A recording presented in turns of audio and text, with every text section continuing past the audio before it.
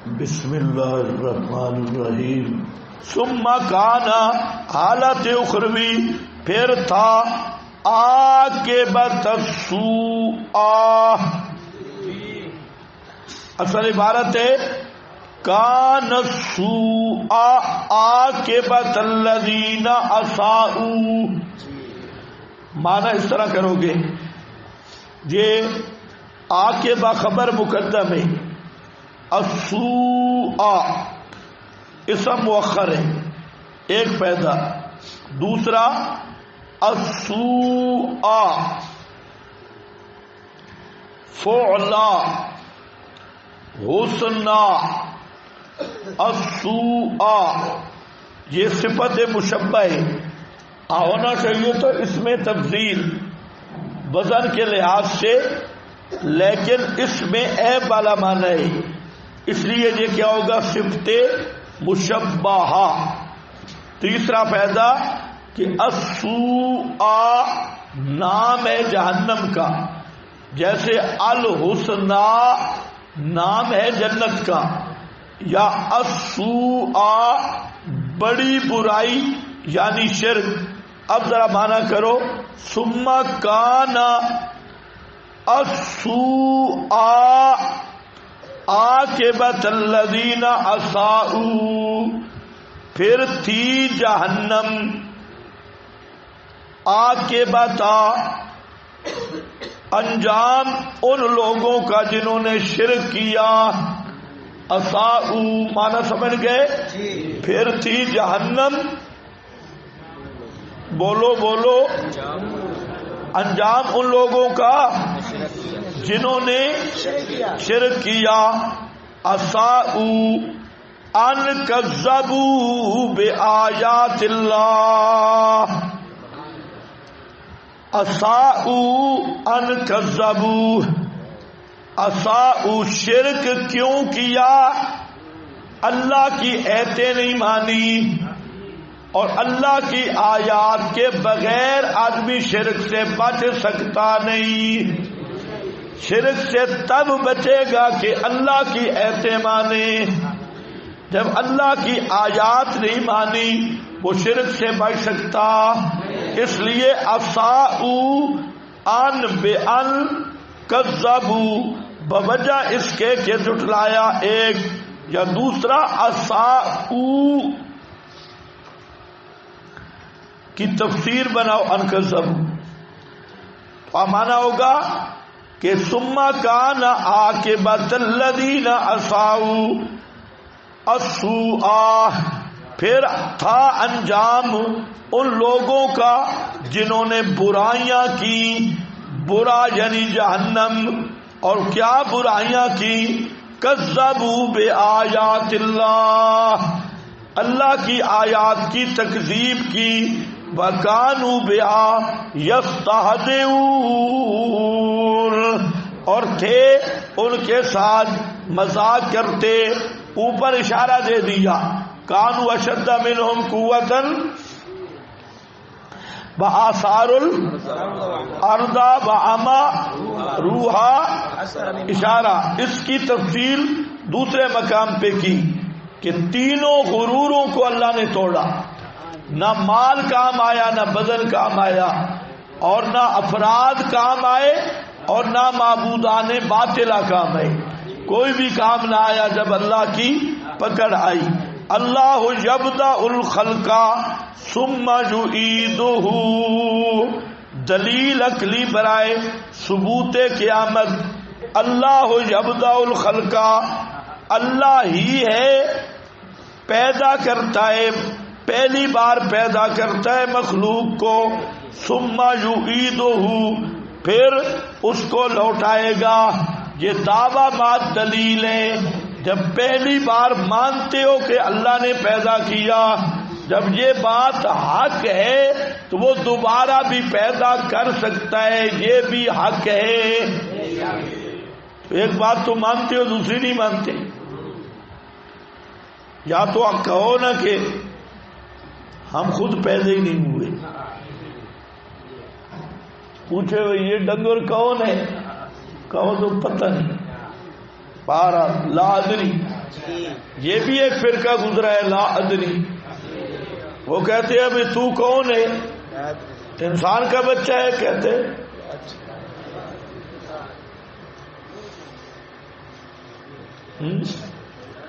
ایک اور بھی صوفی گزرے ہیں شکی. یہ کیا ہے جی؟ بلب ہے، شک ہے، شک میں بھی شک ہے، اس شک میں بھی شک ہے، اور اس شک میں بھی شک ہے. ایسے لوگوں سے تو بات نہیں ہو سکتی.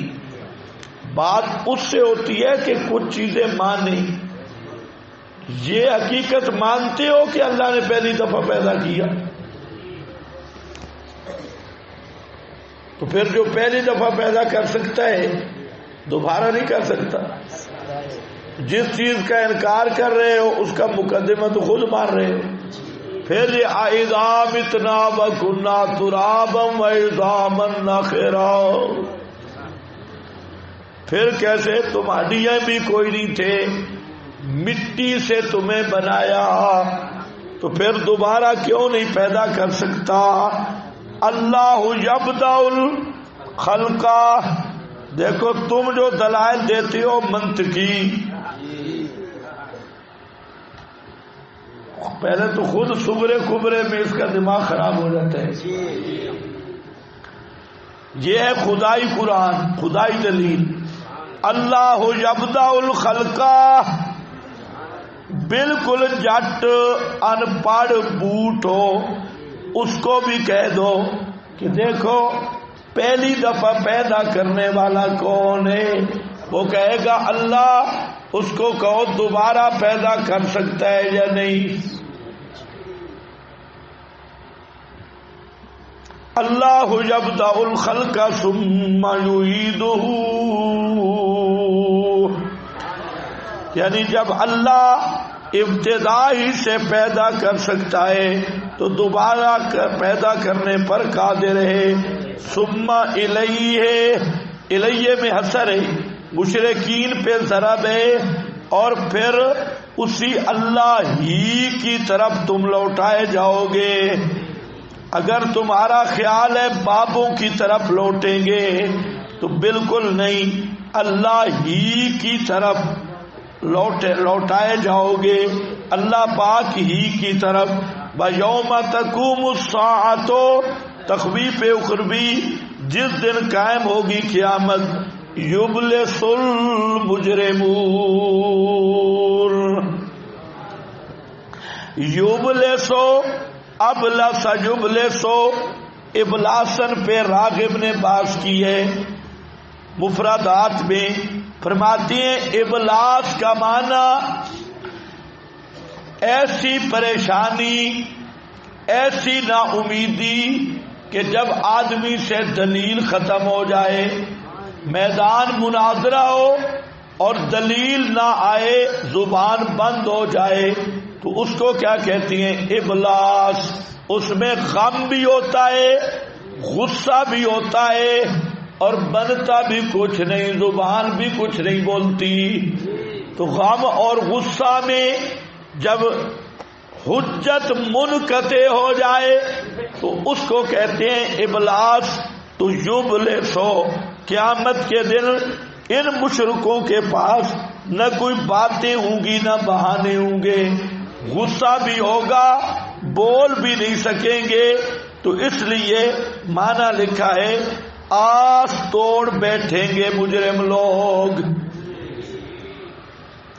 المجرمون المشرکون یوم تقوم الساعۃ یبلس المجرمون. ابن عباس کہتے ہیں یأس المجرمون، نا امید ہو جائیں گے. مجاہد کہتے ہیں یفتضح المجرمون، رسوا ہو جائیں گے. اور ایک میں یکتئب المجرمون، وہ غم زدہ ہو جائیں گے. لیکن راغب نے جو معنی کیا بہت اچھا ہے کہ ایسی غم اور لاجواب اور انقطاع حجت کے وقت جو حسرت، غم اور غصے کی کیفیت ہے اس کو ابلاس کہتے ہیں. ابلسا اور یبلس المجرمون، اسی سے ابلیس ہے.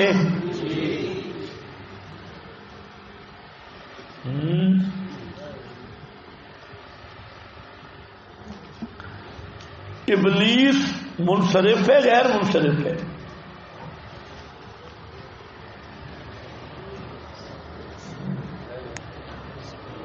ابلیس وہ ہے جو منصرف بھی ہے غیر منصرف بھی ہے. سمجھے کہ نہیں؟ منصرف بھی ہے غیر منصرف بھی ہے. اگر ابلیس بطور علم کے لیا جائے تو یہ اجمہ بھی ہے، یہ بنے گا غیر منصرف. اور اگر ابلیس سے مراد پیر مولوی لیے جائے یہ کیا بنے گا؟ منصرف. تو اس لیے ابلیس مشخص لیا جائے بطور علم کے تو کیا ہوگا؟ غیر منصرف.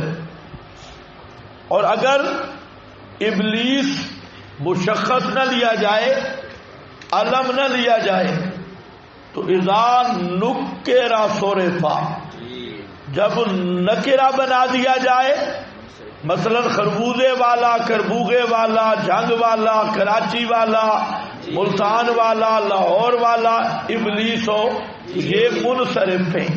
حاصل یہ نکلا کہ یہ جو مولوی ابلیس ہیں یہ منصرف ہیں، اور جو وہ بابا ان کا بڑا ہے وہ کیا ہے؟ غیر منصرف. اور اسباب منا صرف کے علم اور عجم ہے. ہاں بھئی یہ نقطہ ذہن میں رہے کہ قرآن پاک میں اکثر علم استعمال ہوا ہے، اس لیے قرآن میں غیر منصرف ہے. اور علم کو نکرہ بنائیں گے تو کیا بن جائے گا؟ چپ بن جائے گا.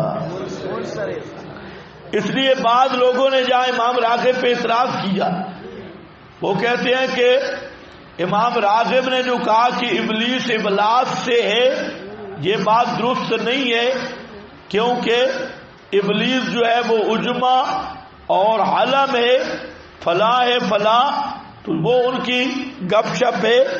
یہ ٹھیک ہے ابلیس ابلاس سے، باقی غیر منصرف بھی ہے اور منصرف بھی ہے. اور یہ ضابطہ آپ نے پڑھا ہوا ہے، بَيَوْمَ تَقُومُ السَّاعَةُ يُبْلِسُ الْمُجْرِمُونَ. اور جس دن قائم ہوگی قیامت ابلیس بن جائیں گے مجرم، آس توڑ بیٹھیں گے، نا امید ہونے والے ہوں گے مجرم لوگ. وَلَمْ يَكُنْ لَهُمْ، آیا نا آخری ضرب، وَلَمْ يَكُنْ لَهُمْ، اور نہیں ہوں گے واسطے ان مشرکوں کے، مِن شُرَكَائِهِمْ، ان کے شریکوں سے، شفاء کوئی سفارشی، وَكَانُوا بِشُرَكَائِهِمْ كَافِرِينَ،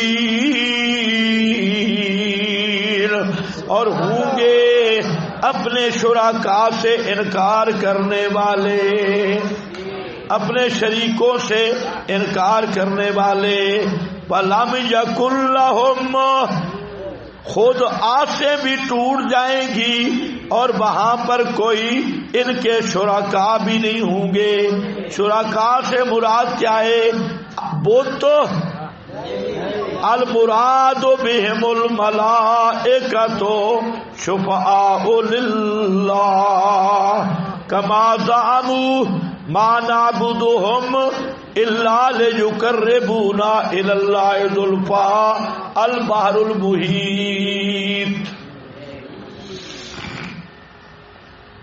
یہ عام ہے بھائی، انبیاء، اولیاء، نیک پیر فقیر جن کو سمجھا ہوا تھا کہ یہ اللہ سے چھڑا لیں گے اور اللہ سے ہمیں بچا لیں گے، حالانکہ کانو بے شرکائہم، کافرین. یہ دونوں صورتیں ہوں گی جب مجرم دیکھیں گے کہ یا اللہ اب تو پکڑے گئے، پھر قسمیں اٹھائیں گے واللہ ربنا ما کننا مشرکین، اللہ کی قسم ہم مشرک نہیں تھے، ہم شرک نہیں کرتے تھے. یہ ہے کانوا بشرکائہم کافرین. سمجھ گئے بھائی؟ بولتے آؤ تاکہ سبق چلے. کافرین انکار کرنے والے.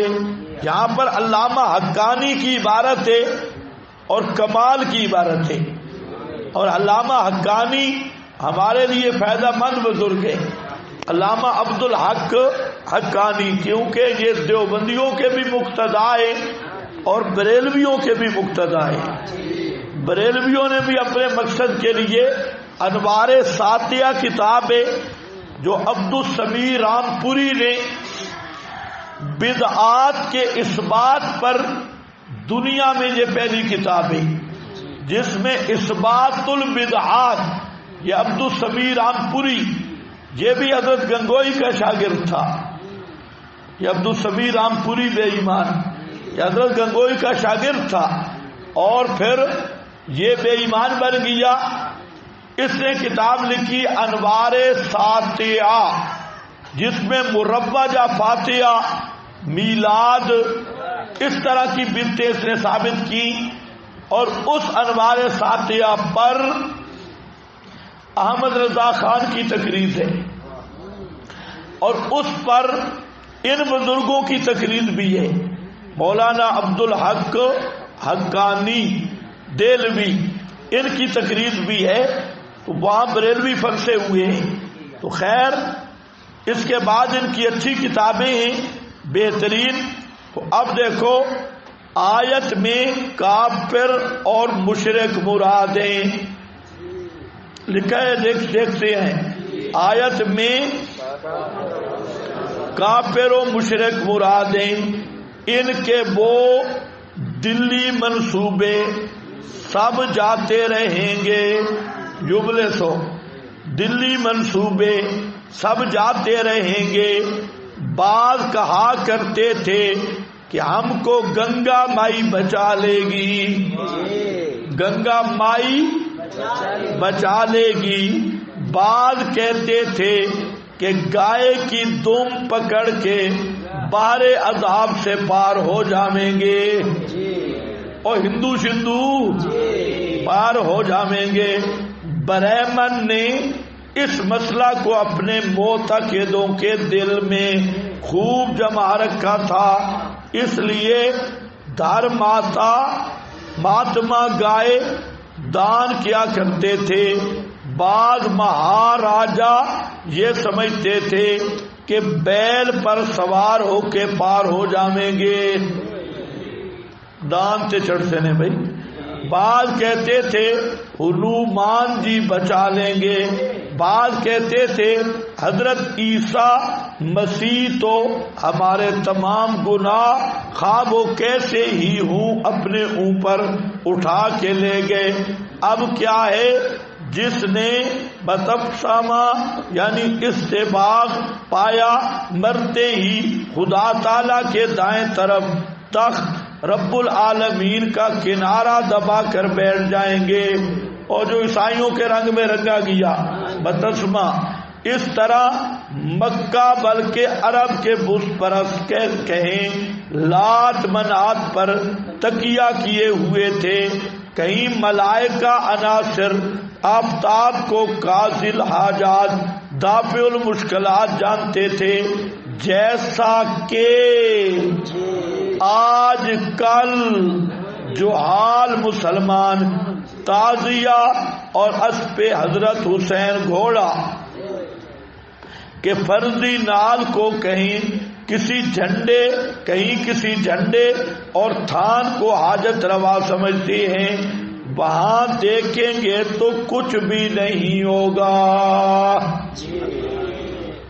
اس عبارت کی غرض کیا ہے کہ صرف بت ہے، صرف بت نہیں، جن جن پہ آسرا تھا کہ فلانا بابا فلانا فلانا فلانا یہ بچا لیں گے اور سفارت چھڑا لیں گے، فرمایا کچھ بھی نہیں ہوں گے. وَكَانُوا بِشُرَكَائِهِمْ كَافِرِينَ وَيَوْمَ تَقُومُ السَّاعَةُ يَوْمَئِذٍ يَتَفَرَّقُونَ.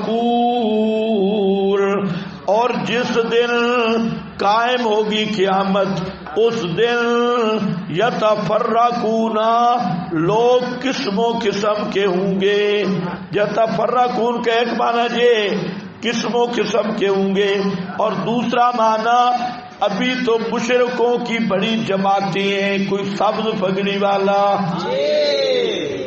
کوئی کالی پگڑیوں والا، کوئی گولڑے دربار والے مرید کٹھے عرس پہ، کوئی باؤ سلطان والے چیلے، یہ سارے کٹھے ہیں. لیکن جب قیامت آئے گی یتفرقون جدا جدا ہو جائیں گے، جمعیت ختم ہو جائے گی. ہاں فضل الرحمان الگ ہوگا، مریم نواز الگ ہوگی. یتفرقون جدا جدا ہو جائیں گے. فَأَمَّا الَّذِينَ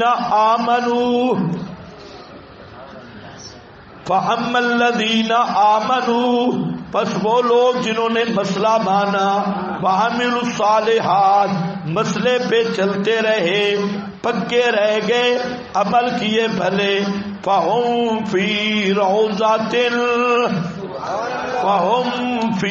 رَوْضَةٍ پس ہوں گے وہ روضاتن بڑے اونچے باغ میں.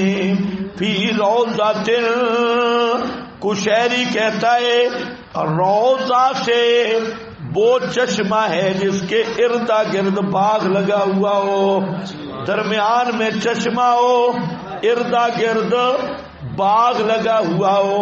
فی روضاتن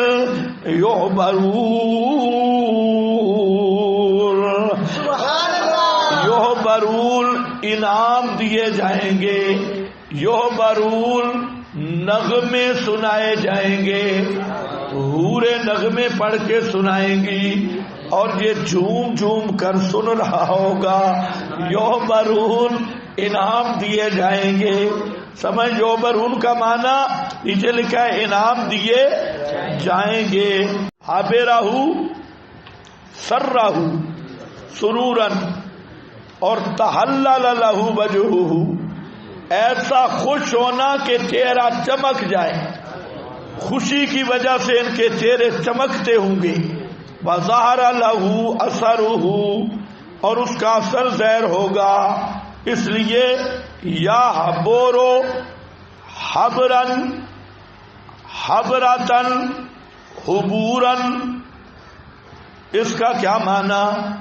یہ مثال ہے امتلأت بیوتہم حبرتن فہم ینتظرون کیا ہے؟ ہاں ٹھیک ہے.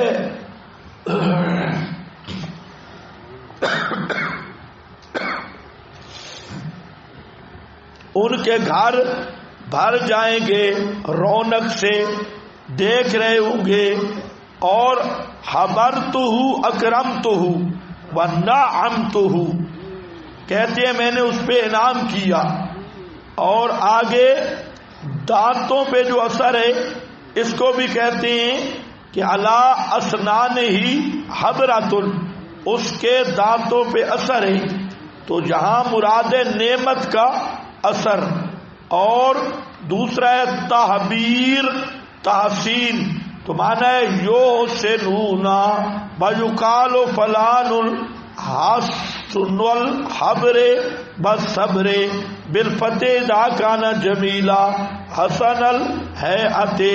ابن عباس ضحاک کہتے ہیں مجاہد یکرمونا وقال یحییٰ اوزاعی بکی یسمعون الاغانی.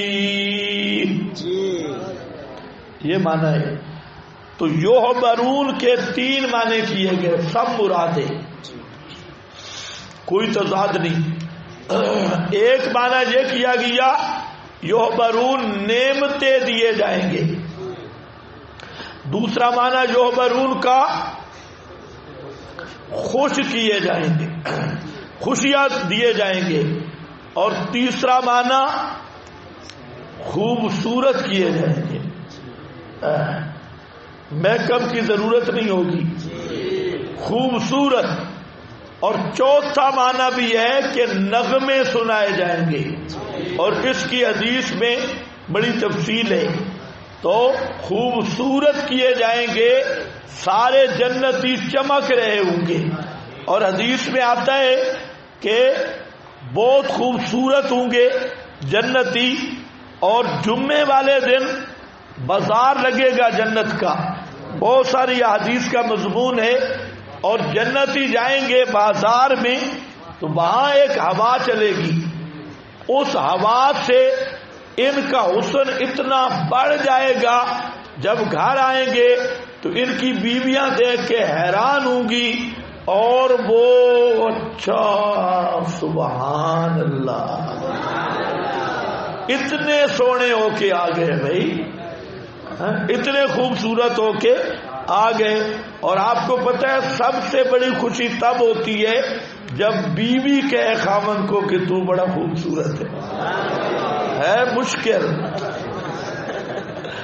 دنیا میں ویسے مشکل ہے، آخرت میں اصل بات یہی ہوگی خوشی کہ بیویاں کہیں گی کہ واہ مولوی صاحب تو بہت خوبصورت ہو کے آئے، ڈیر خیستہ، بہت زیادہ خوبصورت، یہ خوشی ہوگی۔